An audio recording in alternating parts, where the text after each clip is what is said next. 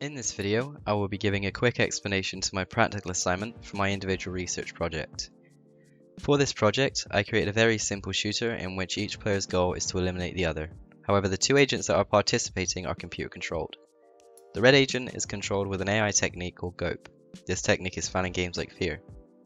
However, the main focus for this project is the machine learning blue agent that was trained through a technique called reinforcement learning.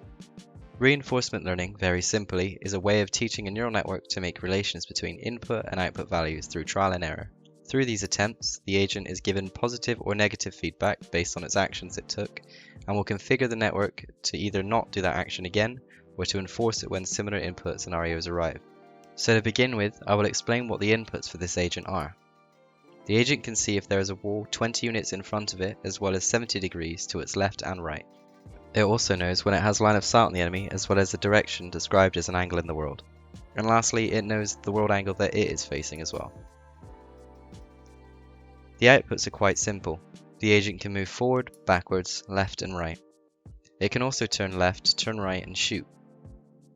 The agent, over time, will make relations between its inputs and outputs and pick the action it deems the best based on its training.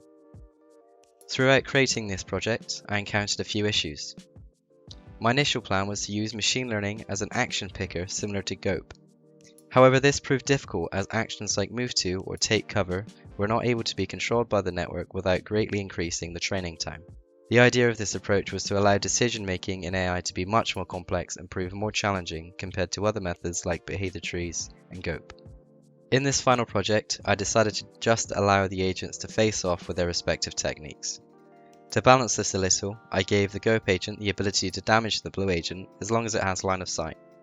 The blue agent, however, has to target the red agent to deal damage. I decided to do this as I wanted to challenge how effective machine learning can be and gave control of aiming to the network. While the blue agent is successful and can beat the standard GOAP agent, I don't think that this implementation of machine learning is an improvement over if I used a standard technique. However, while researching machine learning, I have found other methods that could, with the right implementation, be better than using traditional AI, such as imitation learning. This is a method of capturing a player's session and recording what actions they pick given the scenarios they are presented with. This would allow for the AI to be more human-like when reacting to situations that they find themselves in. To relate this back to my project, the agent wouldn't spin so much and would look like they are looking for the enemy. For more information on using my project, please view the README file found in the root directory of the repository linked below.